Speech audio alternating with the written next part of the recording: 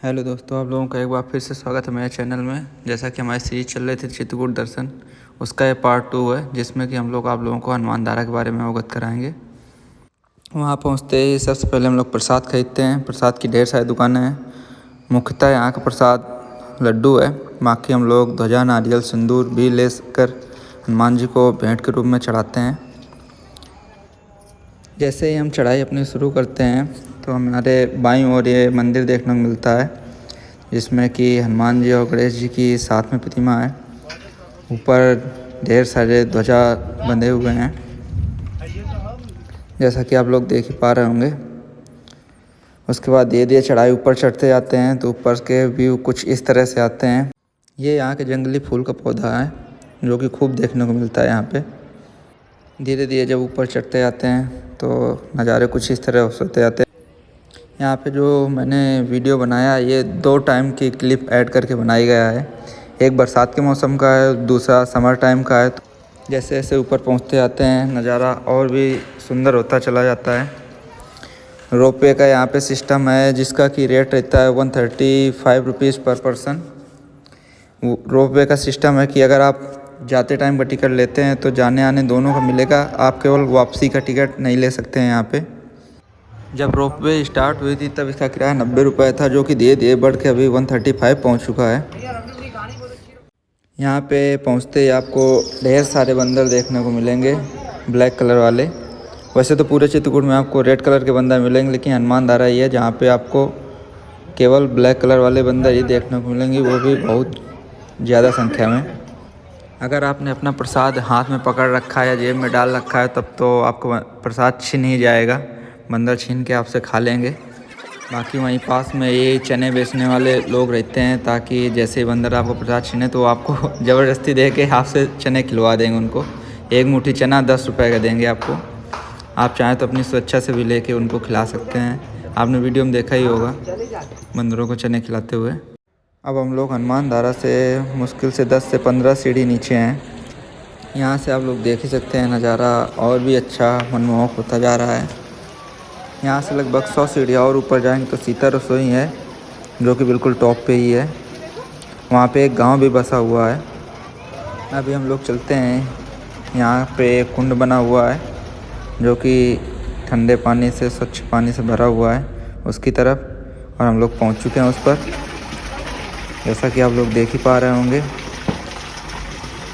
इस कुंड में पानी लगातार गिरता रहता है। ये पानी हनुमान जी की बाएं भुजा में गिरने वाला ही जल होता है, जो कि लगातार हर समय गिरता रहता है। बिल्कुल ही ठंडा और मीठा जल होता है। इसका स्वाद बिल्कुल ही अलग होता है। ये जल केवल यहीं मिल सकता है और कहीं नहीं मिल सकता। इसका स्वाद ही बिल्कुल अलग होता है। यहाँ पे आते हैं, आने के बाद इसी जल से अपने हाथ पैर धुलते हैं तथा इसी को पीते भी हैं। बहुत अच्छा लगता है, कुछ लोग भर के ले भी जाते हैं। अब हम लोग चलते हैं सीधा हनुमान जी के मंदिर पे, जिसके लिए हम लोग इतना ऊपर चढ़ के आते हैं हनुमान जी से मिलने के लिए। यहाँ पे साफ लिखा है फ़ोटो खींचना मना है, इसलिए मैंने डायरेक्ट वीडियो ही बना लिया। ये हनुमान जी का मुख्य मंदिर है,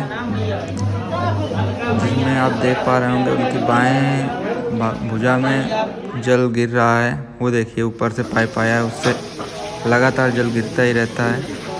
गौर से देखिए, उनकी बाएं भुजा में जल गिरते हुए आपको दिखाई देगा। इसके पीछे की कहानी ये बताई जाती है कि जब हनुमान जी लंका दहन करके आए थे तो उन्होंने अपने पूंछ की आग तो समुद्र में बुझा ली थी, लेकिन उनके जो शरीर में थी वो एक जलन सी पैदा हो रही थी। तो उन्होंने प्रभु श्री राम से बोला कि भगवान इसका निवारण कैसे होगा। तो उन्होंने बोला इसके लिए आप चित्रकूट जाइए। फिर प्रभु श्री राम ने अपने धनुष से एक बाण मार के इस धारा को प्रकट किया था, जिससे कि शीतल जल हमेशा की निकलता रहता है। जैसा कि आप लोगों ने देख लिया कि उनके बाएं कंधे पे हमेशा जल गिरता रहता है, इसलिए ये जल हमेशा एकदम शीतल ठंडा रहता है। इसका स्वाद भी बिल्कुल अद्भुत ही है। साइंस के हिसाब से भी इसका पता नहीं लगाया जा सका कि ये जल कहाँ से आता है, क्योंकि इतनी ऊंचाई में पहाड़ में हमेशा जल आता ही रहता है। इसका अभी तक कोई पता नहीं है कि कहाँ से जल आता है, और यहाँ से निकलने के बाद ये जल जाता कहाँ है इसका भी एग्जैक्ट प्रमाण नहीं मिल पाया है, क्योंकि पर्वत से नीचे जाते जाते ये जल आपको नहीं देखने को मिलेगा। पर्वत से ही निकलता है और पर्वत में ही गायब भी हो जाता है। मंदिर में मूर्ति के बगल में एक राम लक्ष्मण सीता माता का छोटा सा मंदिर है। ये वीडियो मैंने हनुमान धारा मंदिर के अंदर ही बैठ के बनाया था। वहाँ से खिड़की से बाहर का सीन लेते हुए बंदर, बाहर का व्यू सब कुछ कैद किया था। इतना अच्छा लग रहा था, कैसा लग रहा था वहीं पे बैठे रहो। काफ़ी टाइम तक हम लोग वहाँ बैठे भी रहे थे। यहाँ ऊपर से पूरा चित्रकूट दिखाई देता है। आप देखें तो दूर दूर देख के सब पहचान सकते हैं कहाँ क्या स्थित है, सब साफ दिखाई देता है। इसके बाद हम लोग सीता रसोई नहीं गए, वहीं से वापस आने लगे।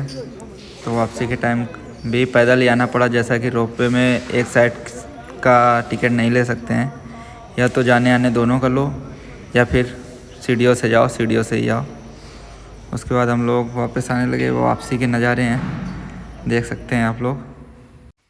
ऊपर जाने के दो साइड से सीढ़ियाँ बनी। हम लोग एक साइड से गए थे और दूसरी साइड से वापस आए थे। तो दूसरी साइड से वापस आते टाइम हमें नरसिंह भगवान का मंदिर मिला था, जहाँ पे लिखा हुआ था गुप्तदान महादान, और नरसिंह भगवान जी बीच में बैठे हुए थे बिल्कुल, जैसा कि आप देख रहे होंगे। बारिश के टाइम का व्यू तो बहुत ही अच्छा था। ऊपर से पानी गिर रहा था, नीचे पानी गिर रहा था। पत्थर भी एकदम डार्क कलर में दिख रहे थे, हल्का हल्का अंधेरा भी हो रहा था। बिल्कुल ही व्यू भी बिल्कुल अलग सा हो गया था, बहुत ही सुंदर लग रहा था। कुछ साल पहले तक ये नहीं था, ये बाद में बना है। पहले मैं जाता था ये सब नहीं था, अभी तो बन चुका है। तो यहाँ पे बोला जाता है कि गुप्त दान करना होता है, अपनी स्वेच्छा जितना उतना दान कर सकते हैं। बाकी यहाँ से व्यू, लाइटें जल चुकी थी और भी अच्छा लगने लगा था। अब हम लोग और आगे की ओर वापसी आते हुए नरसिंह भगवान से आगे बढ़ेंगे इस साइड को। तो इधर पंचमुखी हनुमान है, ये भी अभी कुछ साल पहले ही प्रकट हुए थे। तो यहाँ पर भी मंदिर बन गया है। कुछ लोग तो इसी को मुख्य मंदिर बताने लगे हैं। हम लोग तो वापसी टाइम नहीं गए थे क्योंकि अंधेरा ज़्यादा होने लगा था। तो हम लोग वापसी पे ज़्यादा ध्यान दे रहे थे कि चलो जितना जल्दी से जल्दी अंधेरा होने से पहले उतर जाएं, क्योंकि जब से रोपवे बन गया है तो इसकी जो चढ़ने उतरने वाली सीढ़ियों की लाइटें हैं उनकी प्रॉपर डेकोरेटेड नहीं हैं। बहुत ही कम लाइटें जल रही थी, मुश्किल से एक दो जल रही थी, बाकी ज़्यादातर बंद थी। तो हम लोगों को उद्देश्य ये था कि अंधेरा होने से पहले पहले नीचे उतर जाएं।